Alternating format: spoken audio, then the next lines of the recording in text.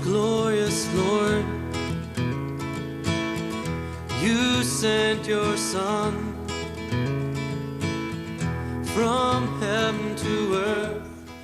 Hola amigos de María Visión, bienvenidos una vez más a este programa Apologética aquí en María Visión, que tiene por objeto, uno de sus objetivos es pues ayudar a que los católicos conozcamos los fundamentos de nuestra fe, todo aquello que nos hace ser católicos y sí, ¿por qué no?, sentirnos orgullosos de serlo.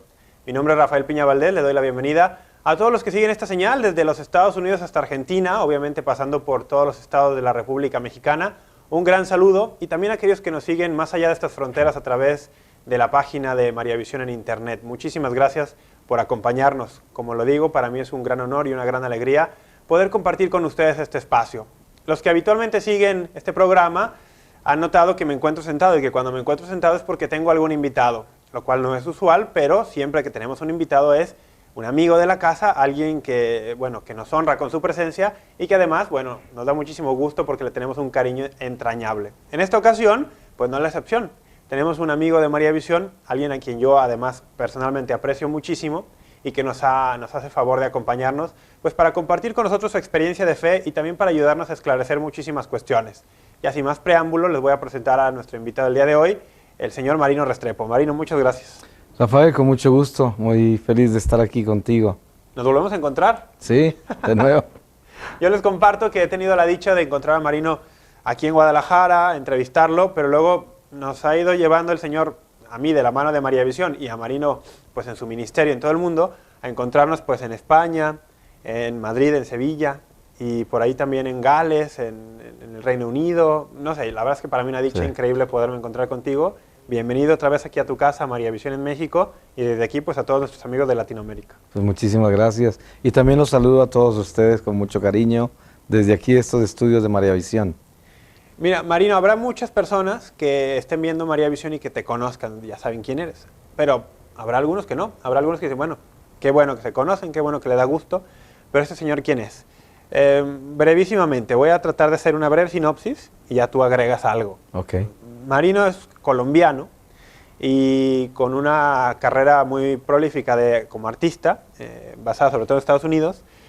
Tuviste una experiencia de encuentro con el Señor muy fuerte, muy fuerte, y a raíz de esa experiencia de conversión, pues tu vida se transforma y tu actividad también. Y ahora te dedicas a ir por todo el mundo, literalmente a donde el Señor te lleva, a compartir esta experiencia de Dios, de su amor y de cómo Él desea amarnos y transformar nuestra vida con su amor. ¿Podríamos resumirlo así? Sí, yo creo que sí, está muy bien. Así brevemente, ¿no? Sí, de todas maneras van a encontrar mi página web al pie de la pantalla y podrán visitarla y ahí encuentran mi testimonio completo, los que estén interesados. Exacto, tu página la vamos a recordar, marinorestrepo.com. Correcto. Muy bien, marinorestrepo.com, allí como dice él, pues pueden encontrar el testimonio completo, que es, si no lo han visto, si no lo han escuchado, bueno, tienen que verlo, ya sea en internet o en alguna de las muchas conferencias o lugares en los que Marino comparte, pueden verlo. También ahí pueden ver tu itinerario de viajes, ¿no? Los lugares donde va a estar en marinorestrepo.com. Y pueden visitar YouTube o Facebook. En Facebook, ¿cómo estás? Como Marino Restrepo, sí. Muy bien. Pues ahí está. El día de hoy no vamos a hablar tanto, digamos, directamente de tu testimonio de conversión. Bueno, estaremos yendo a él en ocasiones, pero me gustaría que enfocáramos nuestro tema hacia otro lado. Yo sé que tú tienes un libro o varios libros sobre este tema y por eso lo considero muy actual. Quisiera que habláramos sobre el catolicismo, o los católicos, y la nueva era, o la New Age. ¿Tú tienes un libro o varios de estos? Tengo un libro que es el número 1 y el 2 está pronto a salir. Okay. Se llaman Los católicos y el impacto de la nueva era. Muy bien. También información de esto en tu página, ¿no? Sí, también está en la página. Entonces, yo quisiera que habláramos de eso el día de hoy, porque constantemente me encuentro con muchísimas personas católicas que mezclan en su práctica del cristianismo elementos que vienen de otras tradiciones, que vienen de otras bases ideológicas o filosóficas, y piensan que es compatible, o sea, que se puede vivir siendo medio cristiano y mezclarle con un poquito otras cosas.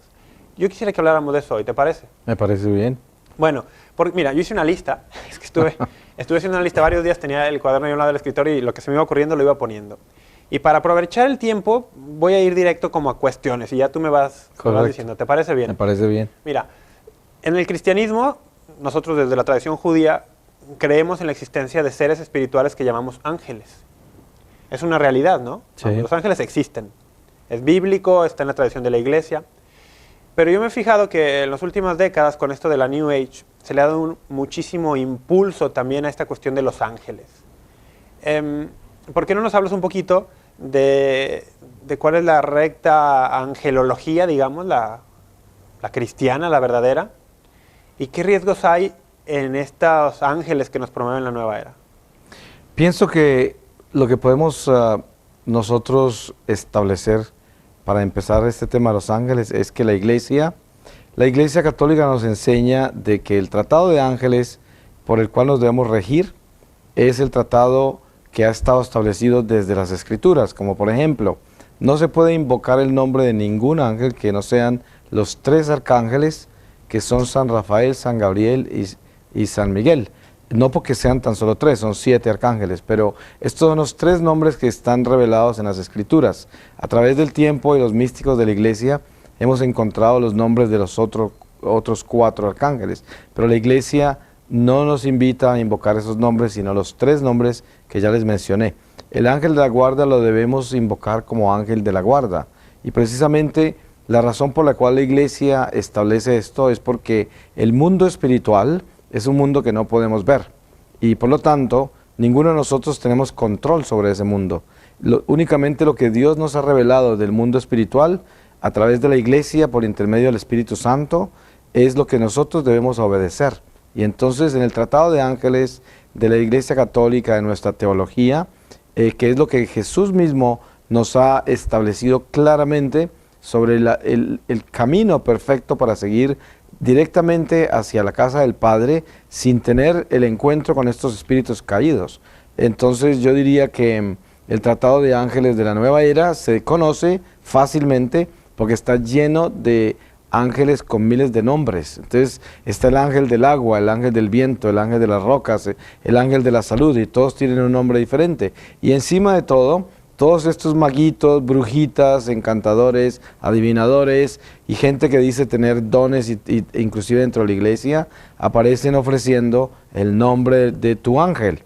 Hay una comunidad muy respetable en la Iglesia Católica que se conoce como el Opus Angelorum, que es una comunidad que originalmente era de Portugal y luego aparece en Austria. Es una de las pocas comunidades en la iglesia, creo que la única, que está autorizada para manejar el tema de los ángeles. Ellos, en una iniciación que hacen para el culto a los ángeles, nos invitan a pedirle a Dios en un estado contemplativo, meditativo, el nombre de nuestro ángel guardián. Es una invitación que hacen ellos, pero lo hacen a uno mismo, o sea, no que se lo dé nadie, sino que uno mismo interiormente a través de una reflexión lo puede hacer. Fíjate, este es un tema muy interesante porque yo he conocido personas católicas, incluso comunicadores católicos, que van invitando a todo el mundo a que invoquen a su ángel guardián para que les revele su nombre. Y van, y es una práctica que incluso se ha difundido muchísimo, invocar a tu ángel para que te revele su nombre. Pero, y hay unos que incluso dicen que sí reciben respuesta, que dicen, no, sí, yo escuché o recibí o percibí claramente que me revelaba tal nombre. Pero en una ocasión yo hablando contigo, recuerdo, en España, me decías tú que a veces confiamos demasiado en nosotros mismos. ¿Cómo puedes estar seguro que lo que te revelaron es el nombre de un ángel y no de un ángel caído? Esto puede suceder también, ¿no? Yo pienso que si nosotros estamos pidiendo a nuestro ángel guardián que nos revele su nombre, cosa que yo considero prácticamente innecesaria. Exacto. Porque ¿qué necesidad hay de humanizar un ser celestial, ¿no? Si es suficiente con que sea nuestro ángel guardián. Claro. Ya me imagino que un día conoceremos su nombre si es que es necesario, Si ¿no? es que es necesario, esa es la cuestión. Pero eso es una curiosidad que viene del pecado original. Entonces, nosotros no necesitamos meternos en eso, pero ya si una persona quiere entrar en eso, pues yo diría, uno puede llamar a su ángel de la guarda como quiera. Lo importante es que sea uno el que lo llamó y no que alguien se lo dio. Entonces, si recibiste un nombre en medio de una meditación, después de una invocación a tu ángel, pues es decir, le puedes decir a tu ángel, mira, yo creo que el nombre que recibí tuyo es este, pero si no es, protégeme por si acaso ese nombre no es el tuyo. Claro. Y te voy a llamar así, pero con la conciencia de que ese debe ser el tuyo. Y si no lo es, protégeme, como para sellarse sobre eso. Claro, y como tú dices, me gusta cómo cómo lo has planteado. Tal vez es del todo innecesario para nuestra salvación, o sea, no es algo necesario como para esto, es una curiosidad que viene del pecado original, como tú dices. Sí. Porque sí he conocido también mamás, por ejemplo, que a sus hijos pequeños, para hacerles más amable este trato con su ángel guardián, le ponen un nombre, pero ellos se lo ponen, un nombre muy como para niños, ¿no?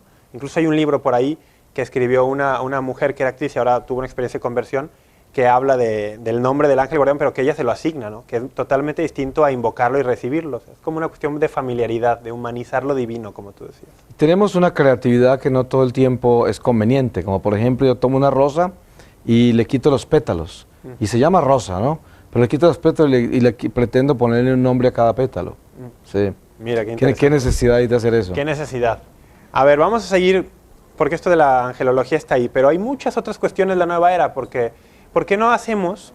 Habrá alguien que esté escuchando esto y diga, ¿qué es eso de la nueva era? ¿O qué es eso de la New Age? A lo mejor nunca lo han escuchado y nosotros ya entrando a tema, ¿cómo podríamos brevemente definir esto de la nueva era o el New Age? Primero yo diría, la nueva era es algo que no es nuevo, lo cual suena contradictorio. Claro. La nueva era es lo más viejo que hay, porque es la caída del hombre, o sea, el destierro, el pecado original. Y se llama nueva era porque cuando el hombre cae comienza una era, que es la era del destierro.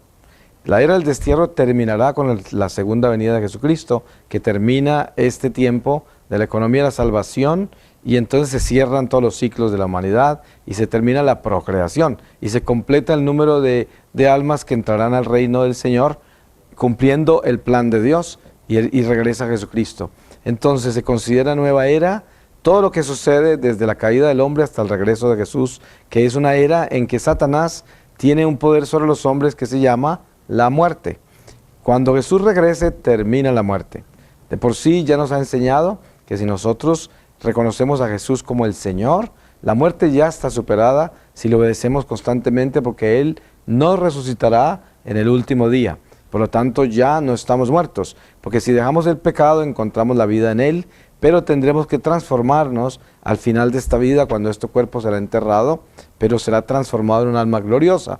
Ahora, cuando nosotros hablamos de nueva era y entendemos de que es una era que el diablo tiene poder sobre nosotros, no estamos diciendo que el diablo tiene más poder que nosotros, no. El diablo tiene solamente el poder que nosotros le damos a él, y esto lo tenemos que tener muy claro. Él es un ser desterrado, condenado eternamente, y por lo tanto el único poder que tiene es el que yo le doy. Es como el mismo poder del pecado, porque el pecado es el mismo demonio. Y todas las prácticas de la nueva era son todas aquellas que están en contra de la ley de Dios. Y Dios nos reveló a través de Moisés específicamente una por una de esas prácticas que no debíamos nosotros abrazar. Y esto se lo enseña precisamente al pueblo de Dios que viene por el Éxodo, viene por el desierto hacia la tierra prometida, pero era un pueblo que llevaba 430 años en Egipto y nacieron con cultura egipcia. Y tenían que ser desnudados de todas las costumbres egipcias y regresados a esa vida judaica donde tenían toda la orden de Dios establecida en sus corazones, porque es el pueblo escogido y Dios los limpió para preparar la encarnación de Jesús, porque ellos eran los encargados de hacer eso. Y hoy nosotros tenemos ese testimonio de lo que Moisés nos dejó y además la confirmación de ese testimonio por Jesucristo, que nos dice que es específicamente lo que no debemos practicar. Ahora estamos leyendo precisamente esta parte del Deuteronomio, Sí. que era capítulo 10, Versículos del 12 al 18. versículo del 12 al 18. Sí, Eh, ahora lo confirmo, pero sí es Ahora así. lo confirmamos. De todas maneras, para que sepamos exactamente dónde leer, y que no debemos practicar magia, ningún nivel de adivinación, ni debemos consultar los muertos a través de mediums, no debemos entrar en astrologías, círculos de fuego, cabalas, enneagramas, numerologías de todas las dimensiones, practicar cosas de paganismo oriental, ninguna de esas, ¿no? La cita es Deuteronomio 18, no 10. O 18. Deuteronomio 18, versículos del 10 al 12. Deuteronomio 18 del 10 al 12. Ojalá que todos los que nos están viendo pudieran leer esto solo Sí, para sí. que se Aquí está, dice, oriente. que no se ha hallado entre ti quien haga pasar a su hijo o a su hija por el fuego, ni quien practique adivinación, ni agorero, ni sortilegio, ni hechicero, ni encantador, ni adivino, ni mago, ni quien consulte a los muertos, porque es abominable para Jehová, para Yahvé, cualquiera que hace estas cosas, y por estas cosas abominables, el Señor tu Dios expulsa a estas naciones de tu presencia. Así es. Y esto lo debemos tener muy claro. No es que no lo hayamos inventado, que muchas personas dicen que cuando estamos denunciando todas las prácticas de la nueva era dentro de la Iglesia Católica, como la gente está tan sincretizada, está tan contaminada por la cultura que vivimos hoy, entonces consideran fanaticismo el denunciar estas prácticas. Claro. No es nada diferente a lo que le pasó al pueblo hebreo cuando iba por el desierto con Moisés, porque también consideraban a Moisés que estaba saliéndose de sus líneas cuando les exigía todo lo que les exigía, que hasta su propio hermano y su esposa Sí. entraron también en eso. Y hoy pasa, ¿dónde estamos nosotros los seres humanos hoy? Estamos en Egipto, porque Egipto es el espíritu del mundo y precisamente Egipto es la adoración a palos y piedras, la adoración a la creación, pero no al creador, ese es Egipto. Por lo tanto, el materialismo, el consumismo, el relativismo, todos estos ismos son exactamente el corazón de Egipto, del Egipto que estamos hablando. Mira, que es muy interesante lo que estás mencionando. Alguna vez dando una clase de Biblia de esto, yo decía que a Dios le había tomado una sola noche sacar al pueblo de Egipto, el día de la Pascua. Le tomó una noche, pero le tomó 40 años sacar a Egipto de dentro del corazón de los israelitas. Qué bien. En una noche lo sacó, pero 40 años para sacar a Egipto de dentro. Es muy Y eso diferente. que se lo sacó tan solo a unos pocos. Sí, sí. Porque los que pasaron el río fueron muy pocos. La mayoría murieron en el desierto. Sí, sí. En un solo día murieron 23,000 por fornicar. Es una cuestión Sí. que nos tiene que llamar la atención. Ahora, mira, ahora que mencionamos este pasaje de Deuteronomio 18, voy a hacer una pregunta que se sale un poco, pero es que quiero que me respondas, por favor. Usando este mismo versículo, donde dice, no consultarás a los muertos, yo he escuchado a algunos cristianos no católicos, evangélicos, protestantes de sectas, que dicen que la práctica católica de invocar y pedir la intercesión de los santos contradice este precepto del Deuteronomio 18, de no invocar a los muertos. Sí. ¿Cómo podemos nosotros conciliar esto que dice Deuteronomio con la práctica católica de invocar la intercesión de los santos? Lo que sucede es que la palabra invocación sería la que está incorrecta. Ok, Porque nosotros no invocamos, sino que pedimos intercesión. bien. Es como decir, yo no invoco a un santo, sino que yo me uno a él en oración, que es la comunión de los santos, para llegar a Dios. Porque Perdón, yo creo que lo que no entienden es, dicen, están muertos. Francisco de Asís, Ignacio de Loyola dicen, están muertos, y aquí habla de muertos. ¿Están muertos o están vivos? ¿O cómo puedo pedirle intercesión a alguien que ya no está aquí, ya no se ve? Que dicen, están muertos, ellos no saben nada. entonces en ese caso tendrían que acusar a Jesús en la transfiguración, que se puso a hablar con dos muertos, ¿no? Con Moisés y con Habló- Elías. Sí. Entonces Jesús cometió ahí un acto gravísimo, ¿no? De ponerse a hablar con dos muertos y mostrarle a sus apóstoles que habían dos muertos que hablaban con él. Exacto. Entonces que eso fue un acto de mediunidad. Lo que pasa es que desafortunadamente y con todo el respeto que ellos se merecen, nuestros hermanos separados han perdido esa gracia en la interpretación de la palabra y esto les duele mucho, pero es que desde que se separaron de la silla de Pedro, se separaron de lo que el Señor nos dio la llave del cielo, ellos tienen una interpretación literal de las Escrituras. Lo único que no cumplen es cuando dice, Juan 6. si tu ojo te hace daño, sácatelo. Yo no he visto ningún protestante que le falte un brazo o un ojo, ¿no? Sí. Porque les hacía pecar. Eso sí no lo interpretan literalmente, pero lo demás todo. ¿no? Claro. Entonces yo pienso que están equivocados en eso, que en ese caso Jesús sería un medium también, ¿no? Un medium, claro. Les trajo dos muertos allá a hablar con ellos, ¿no? Bueno, mira, es que nos podemos ir por 1000 lugares, pero vamos a regresar entonces. La cuestión está, la nueva era que no es nueva, y que es este periodo en el cual el demonio tiene poder, el que nosotros le demos, y todo lo que es contrario a lo que Dios nos ha revelado y nos ha mandado, eso serían las prácticas de esta llamada nueva era. Pero también sabemos que a últimas fechas ha resurgido, y en estas comunidades californianas y en algunos lugares europeos surgió todo esto de la era de Acuario y una nueva era para la humanidad y todo eso.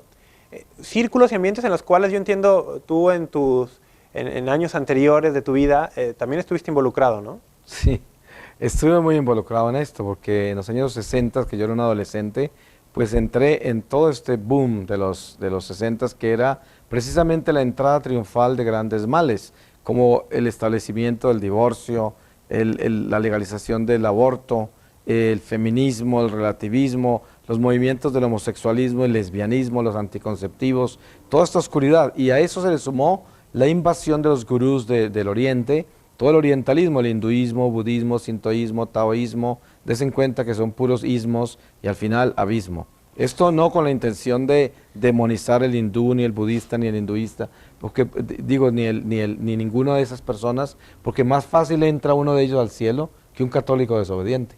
Que la salvación es para todos los seres humanos y la santidad no está sujeta a practicar lo que nosotros practicamos. Lo que pasa es que nosotros fuimos llamados a esta misión. Como el pueblo hebreo fue llamado a preparar la encarnación de Jesús. Y nosotros hemos sido llamados a ser la nueva creación en Jesucristo, su nuevo ejército, sí, y sacerdotes, profetas, reyes de su reino. Y esa es nuestra labor, pero eso no quiere decir que los demás seres humanos entonces son esclavos y están perdidos y se van a condenar. Exactamente, ¿no? Pero hay que entender de que Dios nos está llamando a nosotros a vivir esta experiencia, ¿no? Esta experiencia. Marino, tengo que hacer un corte. Sí. Tenemos que hacer un corte, pero regresamos en cosa de nada. Estamos hablando con Marino Restrepo acerca de católicos y nueva era. Ya regresamos. Most glorious Lord, you sent your Son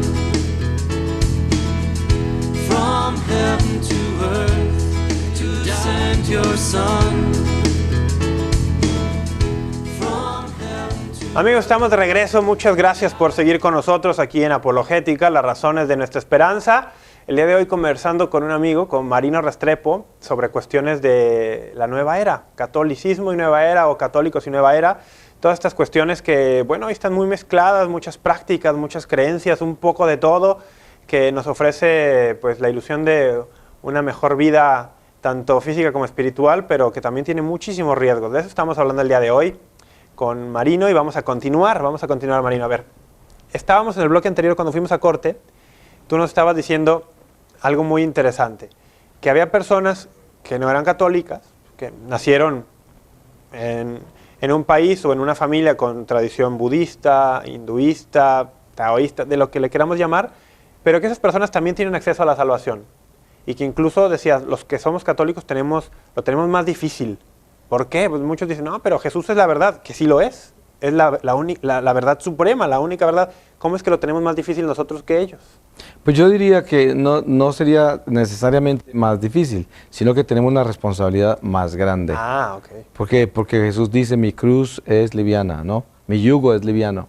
O sea, no necesariamente quiere decir difícil, sino una responsabilidad inmensa, pero al mismo tiempo una gracia muy grande. Claro. Porque, es decir, la gracia que tuvieron los apóstoles por haber vivido lo que vivieron fue el martirio, ¿no? Y el martirio es la gracia más grande, porque ellos fueron preparados para resistir el martirio. Y eso es una gracia enorme. ¿Quién puede recibir esa gracia? Solo viene de Dios. La mayoría de la gente correría, huiría, no quiere entregar la vida, ¿no? Pero el que se le entrega de esa forma, pues es porque recibió una gracia muy grande. Entonces yo diría que nosotros somos responsables y aquellas personas que nacen fuera del cristianismo son hijos de Dios, y Dios no crea hijos para que se condenen, a nadie. Dios crea hijos para llevarlos a la casa del Padre, para llevarlos donde Él, a su seno. Pero nosotros tenemos el libre albedrío que Él nos da, y que por causa del pecado original, el Señor nos prueba ya desde nuestra conciencia. Dice, escoge, y nos muestra los dos caminos. Entonces nos estamos demonizando, porque estamos viviendo fuera de la ley de Dios, o nos estamos santificando, porque estamos viviendo dentro de la ley de Dios en obediencia a Él. Y esto debemos tenerlo muy claro para que nadie se confunda, ¿no? Que nadie se sienta engañado. Entonces Sí. es una cuestión de responsabilidad, aquello de la Biblia donde dice, al que más se le da, pues más se le pide, ¿no? Exactamente. Muy bien, y me gustaría que tú nos hicieras un poquito, tú tuviste oportunidad de vivir en Europa y luego en Estados Unidos en estos momentos, en estas épocas de las grandes revoluciones, ¿no? La revolución cultural, la revolución que tuvo todos los ámbitos, ¿no? La música, el arte, la revolución sexual que se le llamó. Y tú decías que de ahí fue esta puerta de entrada de todo este oscurantismo terrible que se nos vino a nosotros. y que dio también paso a que se empezaran a mezclar muchas cosas. Yo voy a ir ya a las preguntas concretas. Por ejemplo, ¿qué hay contra esta cuestión de los horóscopos, el tarot, las cartas, lo que te adivinan leyéndote el café? En la televisión hoy abunda, en la noche uno prende la televisión y cambia canales, los que están allí con un recipiente con agua y te hacen 2 o 3 preguntas y supuestamente te dicen cosas de tu futuro. Todo esto, para un católico, es impensable, ¿no? Totalmente. Precisamente leíste Deuteronomio y en ese capítulo 18 Sí. sobre lo que Dios nos pide que no hagamos. Hoy es lo más popular y uno se pregunta, ¿por qué es tan popular algo que está prohibido? Pues precisamente porque nosotros vivimos esta nueva era, que es este destierro y el espíritu del mundo, que es el mismo que nos desenmascaró Jesús cuando nos dijo, el príncipe de este mundo se llama Satanás. Y después él se llevó a Jesús a una montaña y le mostró los reinos de la tierra y le dijo, todo esto me ha sido dado a mí, si te postras y me adoras, te lo doy. Esto nos debe a nosotros dar una luz, ¿no? El mundo nos va a ofrecer a nosotros estas propuestas de que tenemos que adorar las cosas naturales y de que además tenemos la posibilidad de vivir la propuesta de la serpiente a Eva, que es mostrarle lo que hay escondido, ¿no? Y decirle, y seréis como Dios, y descubriréis todo. Entonces, si yo voy donde el adivino, me van a contar las cosas que nadie me puede contar, porque el adivino tiene conexión con el mundo oculto, con los espíritus, y tiene un conocimiento que los demás no tienen. Entonces yo le pago y él me cuenta. Y lo más triste de todo esto es que muchísima de la información que el adivino nos va a dar es correcta, porque lo que sucede es que como es prohibida la información, porque nosotros estamos sujetos a una vida temporal que es el principio de una jornada eterna que nunca terminará. Y si tenemos ese conocimiento y obediencia a ese conocimiento, sabemos que está prohibido por Dios consultar a los muertos, los adivinos, porque Él no quiere que nosotros sepamos lo que no debemos saber. Por lo tanto, ustedes ven en los Hechos de los Apóstoles varios pasajes en los cuales habían personas que tenían espíritus de adivinación y le gritaban a Pablo y a otros apóstoles cosas que eran verdaderas. Decía, estos son los hijos de Dios, estos, y los mismos espíritus reconocían a los apóstoles, espíritus del mal que estaban en gente posesa, reconocían a los apóstoles y al mismo Jesucristo. Entonces, lo que atrae a la gente hacia los hechiceros, los adivinos, es que ellos les dicen cosas que son verdad, por ejemplo, y les adivinan el futuro. Pero es que no debemos saber esas cosas. Nosotros debemos vivir el presente y nosotros no tenemos por qué consultar a los muertos para que nos cuenten, porque encima de todo lo que sucede es que cuando consultamos un muerto, el que viene es el espíritu de Satanás que conoce la historia del muerto, porque el muerto no tiene permiso de venir. Entonces, ¿quién viene? Un espíritu caído maldito que ya no le importa el permiso porque es un desobediente. Y como el ser humano desobedeció por irse donde un medium a consultar un muerto, entonces el que viene no es el muerto, sino un espíritu del mal que viene a engañar al que está consultando. Y luego ya hay muchas personas que dicen, es que me está hablando mi mamá o mi tío o mi pariente que ya está muerto y me está hablando y como te dice cosas verdaderas, la gente cree, pero realmente es un espíritu caído. Totalmente. Esa historia. Yo practiqué espiritismo y consultaba a los muertos. Y qué cosa tan espantosa cuando yo vi la verdad y el Señor me mostró lo que eso significaba. Ninguno de esos espíritus que habló conmigo eran lo que yo creía. Eran espíritus del mal que me estaban engañando, pero engañando con la verdad misma. ¿Sí comprenden? Sí, o sea, sí. yo no podía saber lo que me estaban revelando. Y la persona que me estaba hablando no era el muerto que yo creía, sino que era un espíritu del mal que sabía lo del muerto. Y como yo había violado esa ley de Dios, me puse en el territorio de ellos. Cuando tú abres esa puerta, dejas tu alma vulnerable a la acción de los espíritus caídos, ¿no? Exactamente, cuando yo voy a leer, a que me lean las cartas, que me lean la palma de la mano, que me hagan una carta astrológica, trabajo mi vida sobre el número que encuentro en el cosmos de un eneagrama, ¿sí? Trabajo mi vida a través de los poderes de los cristales. Y le doy poder a un cristal como si fuera Dios, una energía que me va a aliviar, que me va a polarizar, que me va a revestir de unos campos magnéticos que me van a proteger del mal o me van a aliviar de males físicos o mentales o me va a proteger de las acechanzas de la mala suerte, ¿no? Sí. Por ejemplo, que eso es infinito. Todo esto es tan absurdo porque es idolatría y es darle poder a cosas que no tienen poder. Un cristal no tiene poder. absolutamente nada. Obviamente que un cristal por sí mismo, en la forma que está hecho, pues de por sí desplaza campos magnéticos y de energía, eso es obvio. Nosotros también, una hormiga también, sí, el agua, el viento, todo, pero de ahí a sincronizarnos con eso para que nos dé una energía extra y produzca unos efectos extras, es absurdo, pero el espíritu del mal hace que esas cosas funcionen. Cuando el hombre ha entrado en su territorio, entonces el que se metió en ese territorio le da una sed de descubrir más. Una persona que ya se metió en cristales, que se metió en velas, en aromas, en cosas de esas que son esotéricas, no porque los aromas sean esotéricos, pero hay aromas esotéricos, no porque las velas sean demoníacas, pero hay velas que tienen superstición. Por decir, si uno dice, prende una vela verde y me trae dinero, prendo una vela roja y alcanzo a destruir al enemigo con ella, ¿no? Entonces, eso ya no es una vela, ¿no? Eso es superstición. Obviamente, y en la superstición entra espíritu. Entonces, cuando yo practico estas cosas, estoy en el territorio de los espíritus caídos y ellos empiezan a manipular mi vida y cada vez tengo más sed de conocer más cosas. Si después viene alguien y me dice que me pueden leer un zapato, se los entrego y les pago para que me lo lean, porque así de ridículo me puedo volver, ¿no? Sí. Y yo me acuerdo, yo fui eso. Yo fui una persona totalmente ridícula en ese sentido y me gastaba muchísimo dinero dándole a todos estos mentirosos y todos estos adivinos y toda la gente que traía todas estas fórmulas mágicas, además filosofías y ideologías preciosas. Ahora, eso, la práctica de adivinaciones, de amuletos, todo, viene siempre acompañada de ideologías. Claro. No está separada. Y son hermosas, profundísimas, encantadoras, seductoras. Todo el mundo dice, pero algo tan hermoso como eso arregló mi vida, me enfocó, me dio esperanza, quién sabe cuántas locuras, porque el mismo espíritu lo seduce a uno mentalmente y por lo tanto toca tus emociones y entra dentro de tus sentidos, instintos y estás convencido que vas por un mejor camino.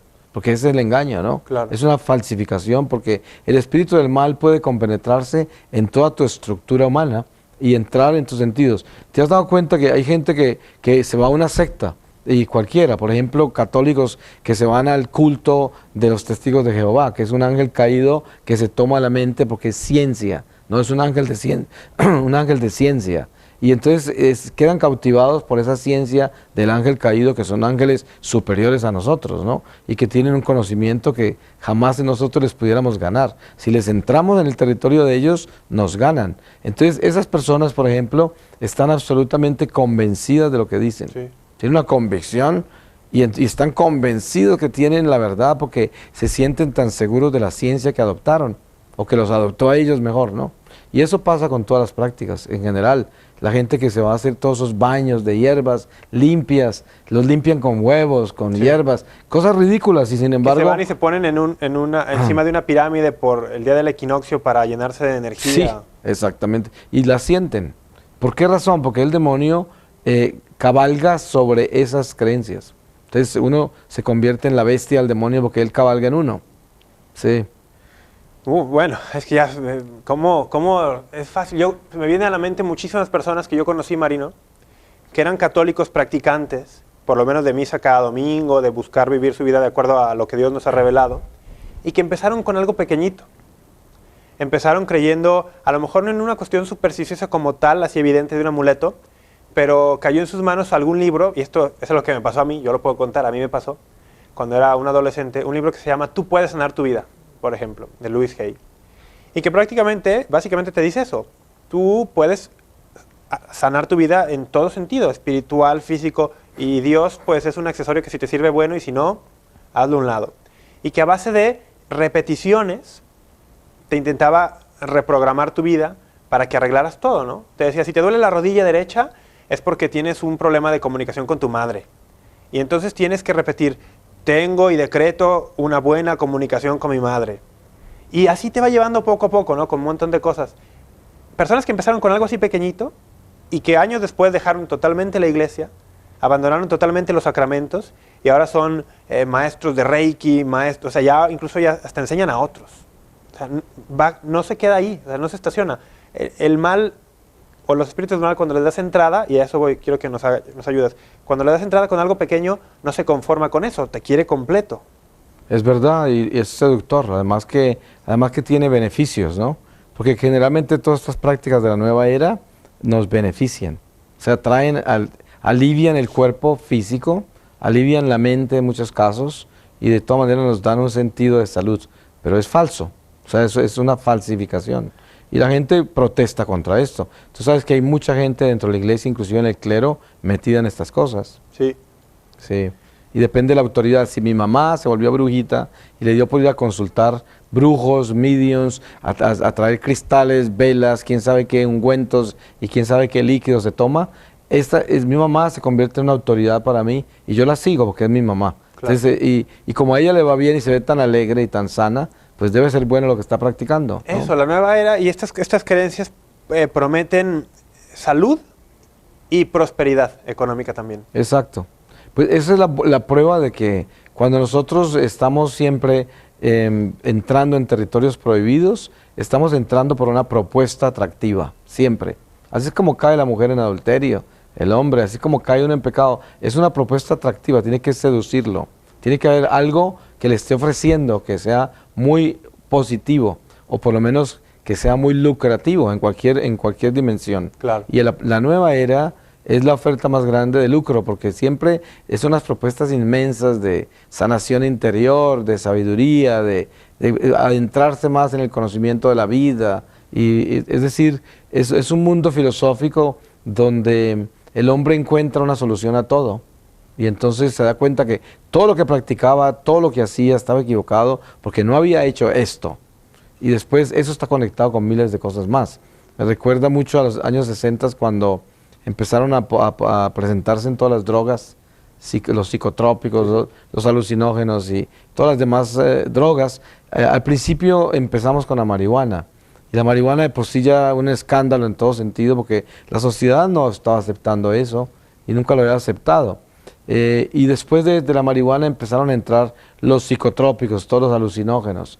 Después de eso llega la cocaína y la cocaína se une al alcohol y todo esto se convirtió en una cultura de drogas increíble. ¿Te puedo preguntar algo? Sí. ¿Tú llegaste a consumir drogas? Claro, yo consumí drogas. Yo empecé con la marihuana y el rock and roll. No porque el rock and roll sea demoníaco ni nada de eso, porque hay gente también que se pasa, ¿no? Porque yo pienso que el rock and roll, yo soy músico, soy compositor, y pienso que el rock and roll es una expresión cultural y musical que de la única manera que sería demoníaco es si yo le uno el demonio a eso a través de lo que estoy cantando, la letra y algunas cosas que pueda manipular en la música específicamente. Pero yo empecé con la marihuana, luego seguí con todos los alucinógenos, psicotrópicos, hongos alucinógenos, hierbas en la selva, toda clase de cosas que utilizaban los indígenas, ¿no?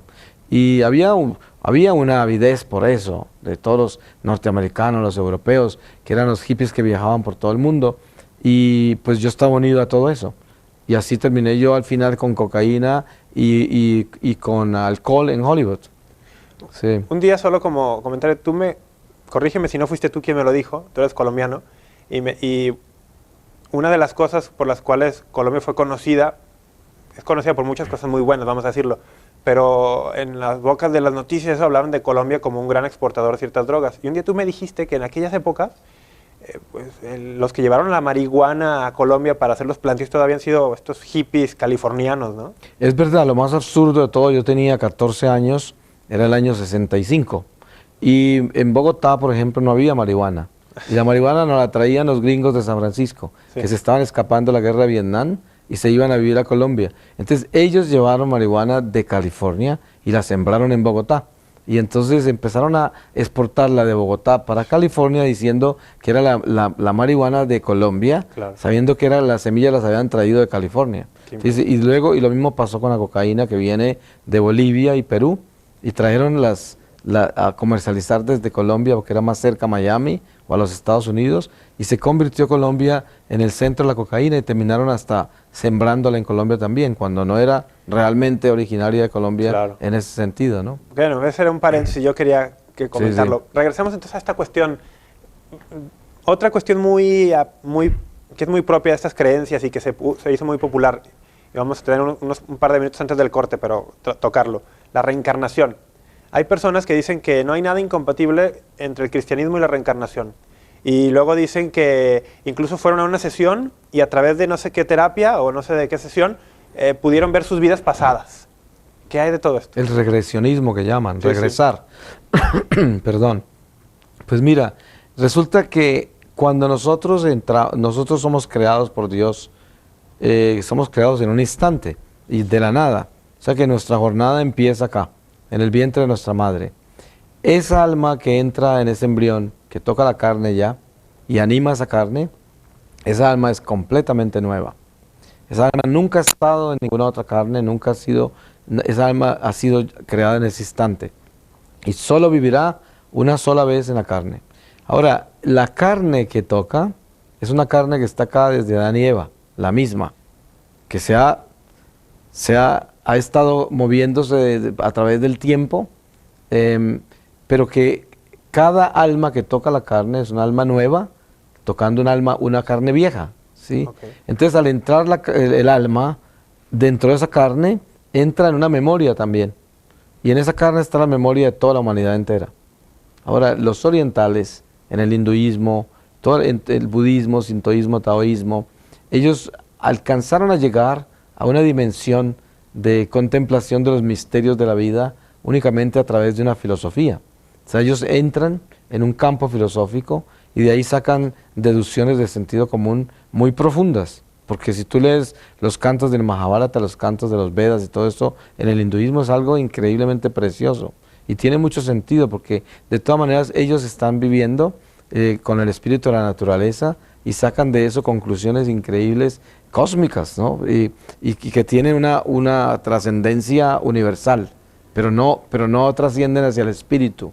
Entonces no tienen la verdad, pero tienen un conocimiento básico de la creación muy importante. Entonces ellos lo que hacen es que sacan como conclusión de que ¿por qué el alma va a tener tanto conocimiento del pasado? Tiene que ser que ha vivido varias veces, ¿no? Y resulta que ahí es donde está la equivocación de ellos. Porque lo que ellos están leyendo es la vida de antepasados, no el antepasado del alma. Sí, porque en la carne viene la memoria de toda la humanidad entera, porque esta es la misma carne, ¿no? Es como decir un perro alemán, pastor alemán, tiene el mismo tipo que el primer perro alemán, ¿no? Sí, sí, viene ahí la sangre, de todo. Exacto, el perro tiene un alma que no es racional, es un alma que anima el cuerpo, pero no podríamos decir que el alma que entró en ese perro era la misma alma del primer perro alemán, ¿no? Sí, no. Pues no tiene sentido, ¿no? Pero el occidental y especialmente el cristiano de hoy, por esta cultura nueva era en que ha nacido, adopta todas estas prácticas orientales y no les pone cuidado y las encuentra fascinantes y es más que todo un consumo, es un consumismo de ideologías, de filosofías, de religiones, de supersticiones, de prácticas que son como atractivas y misteriosas, sofisticadas, esotéricas, ocultistas, y eso produce una emoción en el hombre. La prueba está que la gente que más practica magia, supersticiones, brujerías, todas estas cosas, son gente de mucho poder, o económico, o político, o social, o gángsters. Por ejemplo, es muy común que la mafia, los gángsters, estén a toda hora en pactos con el diablo. Por ejemplo, el culto a la muerte, todo eso es parte del mal, porque tienen un poder en el mal, ¿no? Entonces siempre el poder humano tiende a buscar cómo hacer trampa, cómo meterse por algún lado y sacar alguna cosa nueva de algún lado. No son capaces de estar sencillos y de ser humildes y vivir con lo que se les ha dado. Quieren más, ¿no? Esa es la ambición del poder humano. La ambición del poder humano y siempre estar buscando la última novedad, como le tocó a Pablo en el Areópago de Atenas también, ¿no? Dicen los atenienses siempre pendientes a la última novedad. Vamos a otra pausa. Será breve, amigos. Quédense con nosotros. Estamos hablando de católicos y nueva era con Marino Restrepo. Ya regresamos. Glorious Lord,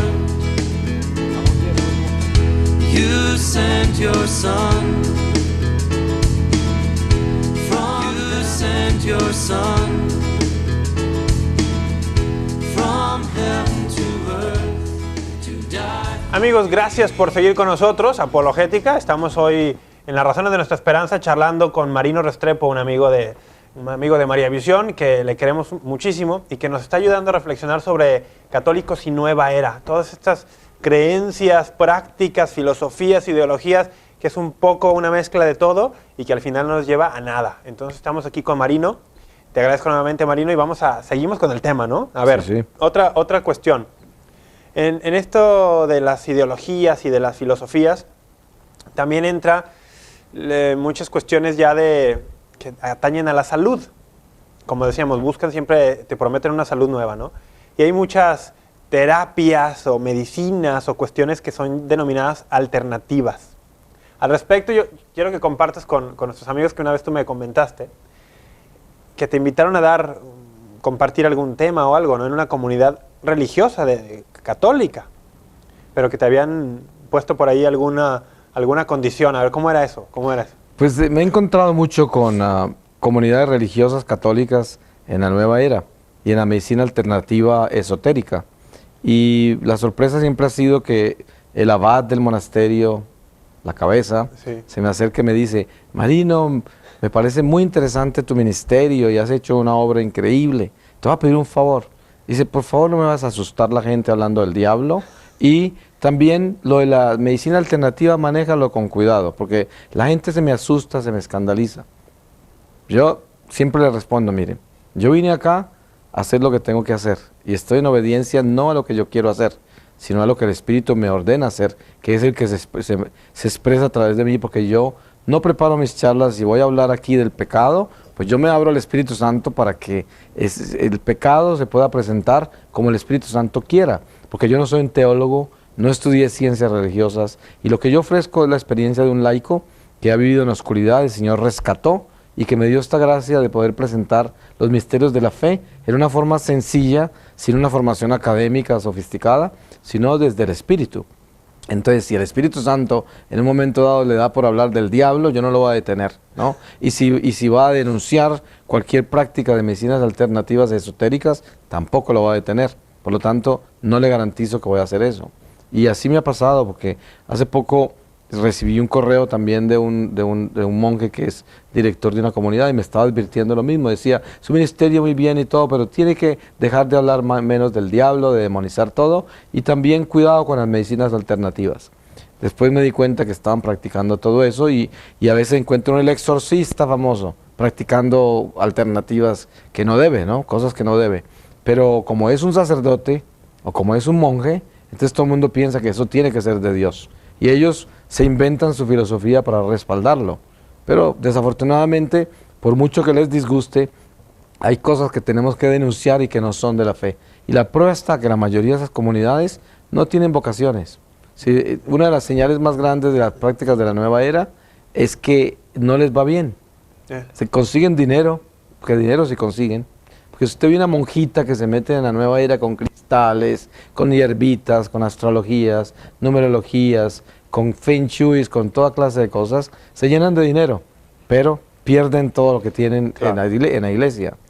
Yo, hablando de estas prácticas, me ha tocado ver en hospitales católicos, en los Estados Unidos, por ejemplo, que se ha introducido la práctica del Reiki. Esto de imponer las manos y que a veces hasta te ofrecen hacerte, ellos llaman cirugías sin bisturí y que canalizar determinada energía para sanar determinado órgano. Esta cuestión... Es complicado. Yo diría esto: en todo lo que tiene que ver con la medicina, sabemos que la iglesia es muy prudente, porque ese es un campo en el cual tenemos que tener mucho cuidado, porque no podemos demonizar, por decir así, todo lo que es medicina, porque la medicina de por sí viene de un campo muy elemental, que es la misma naturaleza. Sí. Y las hierbas han sido la base de toda medicina.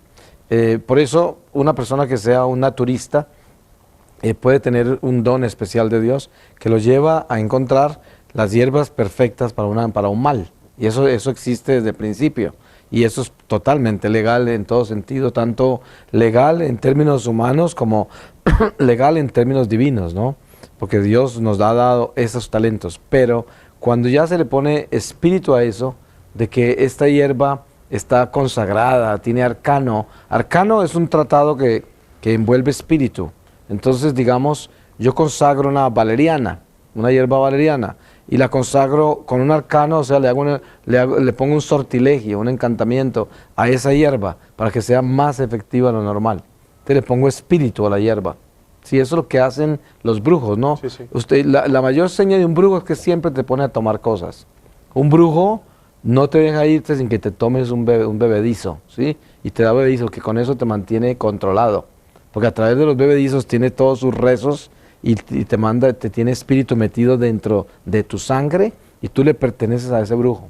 Te tendrían que liberar, exorcizar, para que dejes de ir donde el brujo que te da esos bebedizos. O sea, lo peor que puede hacer uno en la vida es recibirle cualquier bebedizo a un brujo. Ahora, eso es porque yo le abrí las puertas de mi interior, de mi alma, al quererlo consultar y al darle autoridad. Pero, Claro. por ejemplo, un católico que practica sacramentos, que no se mete nada de esto y que alguien le lleva, así como trajimos ahorita agua, te dicen, ay, tienes sed, mira, te doy este vaso de agua. Y le habían hecho un arcano, un encantamiento, ese vaso de agua que te tomas, pero tú no crees en eso ni le abres la puerta a eso. ¿Tiene efecto en ti? ¿Puede tener efecto en ti? Puede tener tan solo un efecto orgánico, digestivo, por ejemplo. Te da un puede malestar estomacal y te ya. puede decir, te puede causar un mal temporal así estomacal. A mí me ha pasado, sí, me han hecho cosas en misiones que he hecho en el África, en Brasil, en algunas partes me han dado cosas, ¿no? que estaban mal, pero simplemente me causó un efecto físico temporal. Pero No me causa espiritualmente nada porque no pueden tocar mi alma. Y en este sentido los sacramentos son Son en nuestra armadura, ¿no? Eso ahí nosotros estamos protegidos totalmente por los sacramentos. Ninguna brujería nos puede tocar, sino ya hubiesen acabado con la iglesia. Claro. Claro. A ver, tengo aquí más cuestiones, ya entrando a estos terrenos de las...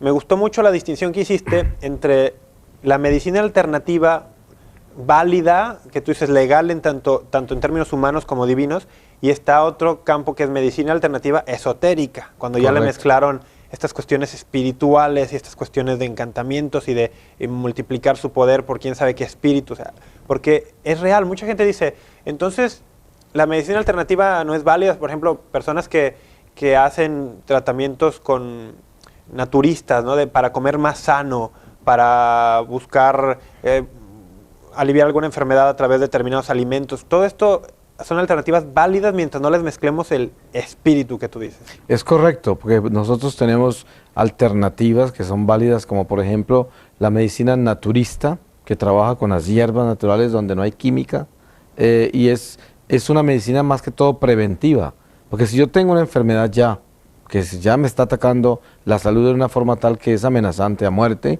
pues por eso se inventó la química, porque tiene que darme una dosis altísima, que si yo lo fuera a utilizar medicina natural, tendría que comerme un bosque para poder que me entrara la dosis que yo necesito. Claro. Entonces me dan una sola pastilla que contiene 500 plantas, ¿no? En dosis. Entonces en algunos casos la medicina naturista no alcanza para el mal que tiene el hombre. Pero también al mismo tiempo hay una cultura de las drogas, de la medicina, que es muy grave porque hay personas que tienen una gripa y se toman 20 pastillas químicas, ¿no? Y lo que hacen es alterar el organismo de una forma absurda. Entonces en la medicina naturista le enseñan al hombre a aceptar ciertas condiciones de la salud a través de cosas naturales, ¿no? De hierbas. Eso todo es válido. Sí. Pero el problema es que nosotros encontramos campos como la homeopatía, que es muy controvertido esto. Sí, a ver, porque ahí la homeopatía es... Yo en Facebook pedí que nos hicieran preguntas. Por cierto, recuerdo el Facebook del programa Apologética, Razones de Nuestra Esperanza, y en Facebook también lo pueden consultar, y pedí que hicieran preguntas. Y la homeopatía salía siempre, ¿qué pasa con la homeopatía? Como que hay, incluso yo te dije, yo me puse a investigar, y hay incluso sacerdotes o científicos muy respetados que dividen opiniones.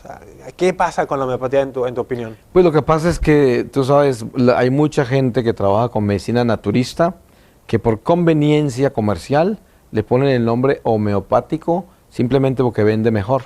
Ajá. Sí, es simplemente como falsificar algo con fines comerciales. El lucro. Pero la hierba pues no es una hierba falsificada, es la misma hierba. Lo que pasa es que no tiene el tratado homeopático real que tendría del doctor Hahnemann, que viene a través de un hombre que era alquimista y que el mismo padre Gabriel Amor, de exorcista ya de esos seniors del Vaticano, Sí. ¿no?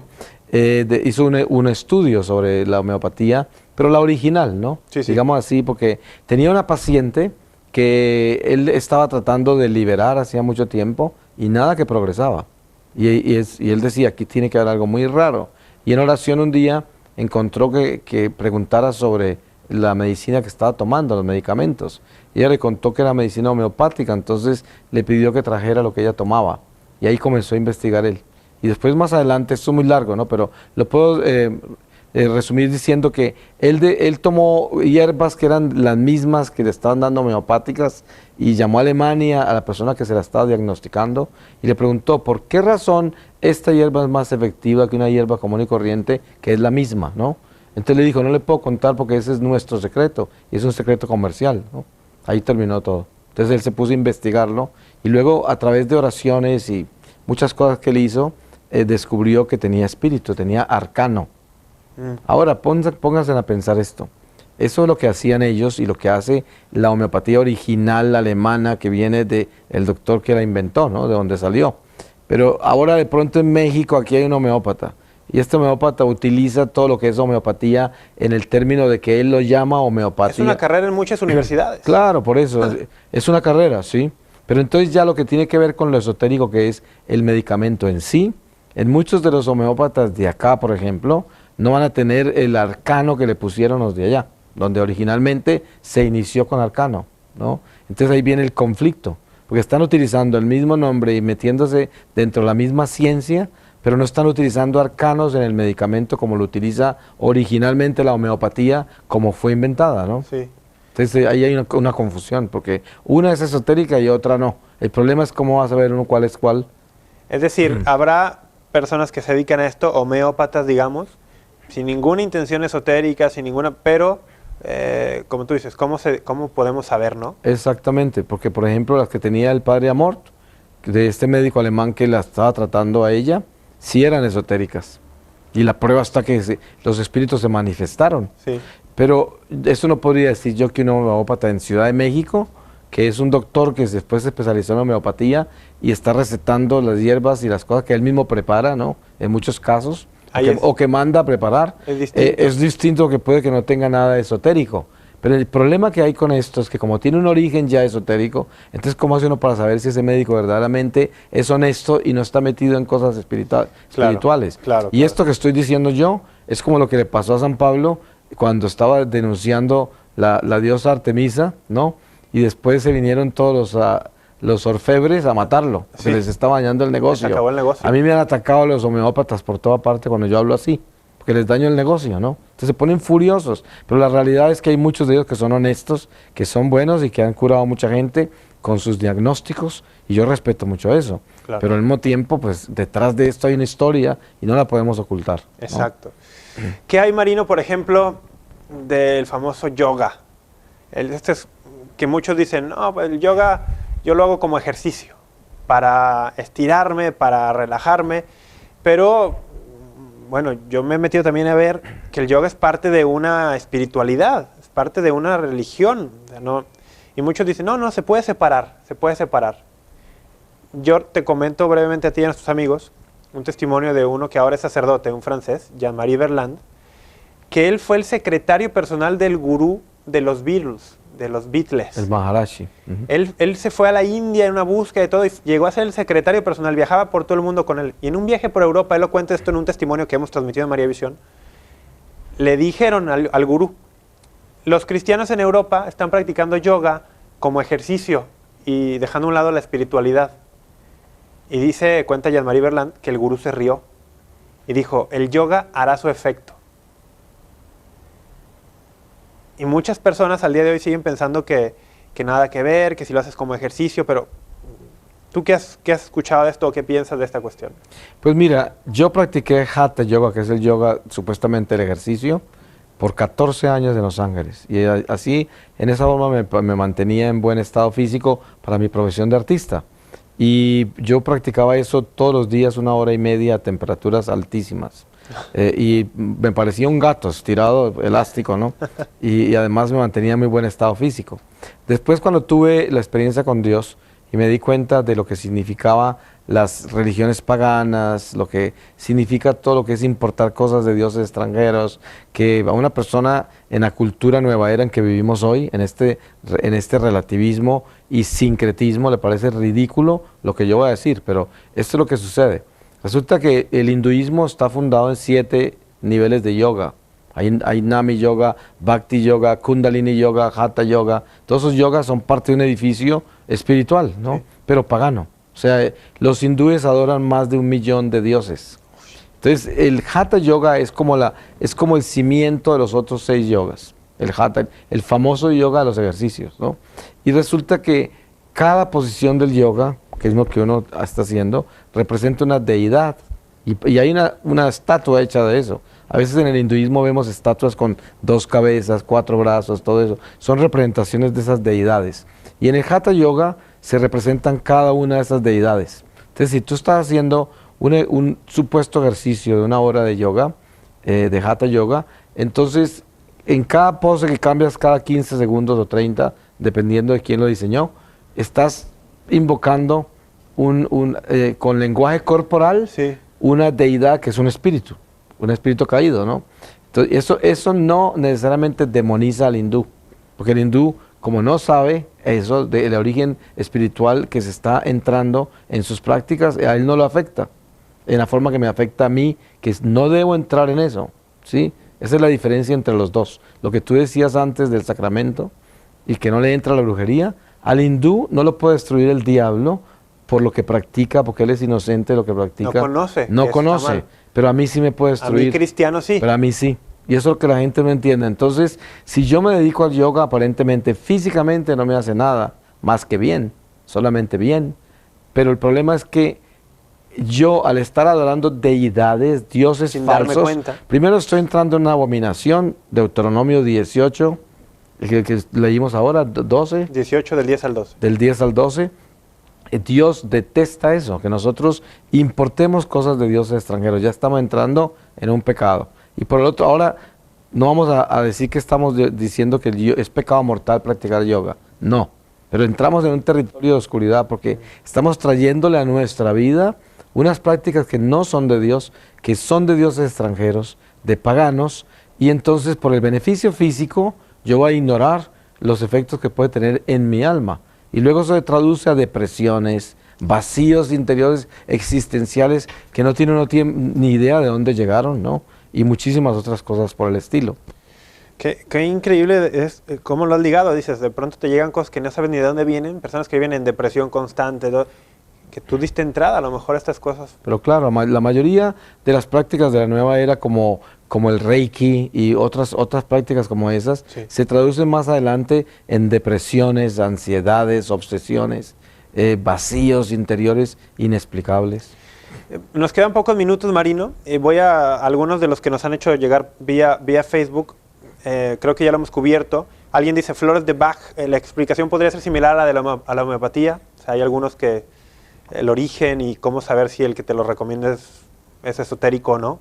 Sí, porque las flores de Bach, tú sabes, si a uno le entregan una flor y el aroma de una flor para disfrutarlo en alguna forma, y eso es natural y es normal. Pero si le entregan una flor que tiene que sacarla a la luna y después pasarla por el sol y después ponerla al lado de un río por 2 días o quién Claro. sabe qué, pues ya estamos entrando en cosas absurdas que tienen que ver con espíritu, ¿no? Sí, sí. Música, algunos dicen aquí, hay esta denominada música nueva era, como algunos artistas, ¿no? Enya y estas cosas. Música que a veces no tiene letra y que se utiliza para relajarse y todo. Dicen, ¿puede traer algo también eso o no? Es muy difícil porque en realidad todo lo que es rítmico obviamente afecta al organismo, como por ejemplo cuando yo era artista exclusivo de Sony, nosotros producíamos un disco al año, pero entre tanto nos pedían que produjéramos música comercial para supermercados, para hospitales psiquiátricos, para bares, ¿no? Y todo eso pues nos producía mucho dinero a nosotros, pero lo que hacíamos era, la música para un bar se acelera el beat para que la gente consuma más. Sí. La música para un centro comercial le baja el beat para que la gente no tenga prisa. La música para un centro psiquiátrico tenemos que buscar todos los ritmos que no vayan a alterar las emociones del paciente, ¿no? O sea, que no vaya a haber nada abrupto, que no va a haber nada muy radical, muy drástico en el movimiento. Entonces, en realidad la música sí manipula las emociones y el estado del hombre, pero no necesariamente a través de eso se va a meter espíritu del mal, a no ser de que sea una música que ha sido grabada independientemente y le pueden poner mensajes subliminales. Porque la gente piensa que estos artistas grandes tienen mensajes subliminales en sus canciones. Sí. Y resulta que eso es imposible, porque donde alguien pruebe de que su hijo se suicidó por un mensaje subliminal que había en un disco de uno bien famoso, de una corporación bien grande, pues le quitan la licencia y le meten una multa de esas de quién sabe cuántos billones de dólares. Una compañía no va a arriesgar eso, ¿no? No es posible hacer eso, pero privadamente sí lo pueden hacer. Por eso dentro de esta música del rap, que lo hacen en un garaje por ahí en alguna parte, que son compañías independientes, se prestan mucho, y no solamente el rap, otras cosas que venden por internet hoy, se presta mucho para que puedan hacer encantamientos y cosas subliminales en la música de cualquier tipo. Marino, casi nos tenemos que ir, solo una pregunta al final. Hay personas que dicen, van a tratamientos, ideologías, filosofías de estas que están en medio de la nueva era, y dicen, no puede ser malo porque me resultó. No puede ser malo porque yo tenía tal enfermedad y me curé. Y yo tenía tal cosa y me alivié. Y la pregunta es, ¿el demonio o los demonios tienen poder de sanarnos físicamente a cambio de poder entrar a nuestra alma? Claro que sí. Precisamente el Jesús nos dice que hasta los creyentes caerán en los finales de los tiempos, porque el demonio hará tantos prodigios que caerán. Por eso no todo lo que nos beneficia físicamente es de Dios. Por eso son tan populares las sectas hoy, que vienen a promover la abundancia, la prosperidad. Tienen hasta novena la prosperidad. Tienen toda clase de... Pare de sufrir. Y ese cristianismo es muy popular hoy, llenan estadios, porque la gente va a que los sanen, a que les arreglen su economía, y eso es lo que quieren. ¿Y cómo se distinguen? Porque están pidiendo dinero 10 veces durante un evento de 2 horas.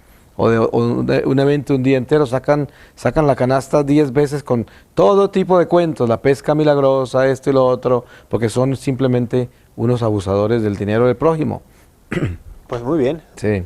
Mira, se nos acabó el tiempo, desafortunadamente, pero yo te agradezco muchísimo que hayas querido venir con nosotros a compartir este tema en particular. Agradezco todos los temas que nos has compartido también. Sé que la gente también lo hace. Y pues te dejo, además del agradecimiento, la invitación para cada que puedas y sigas queriendo, pues que compartas aquí en María Visión y aquí en este programa conmigo. Muchísimas gracias, Marino.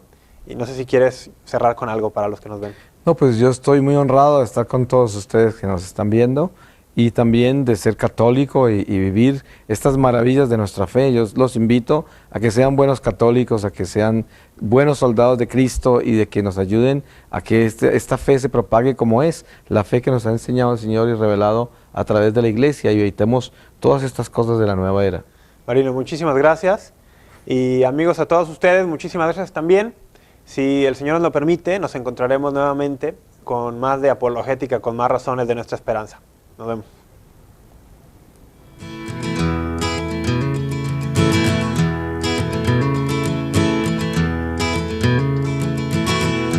Most glorious Lord, you sent your Son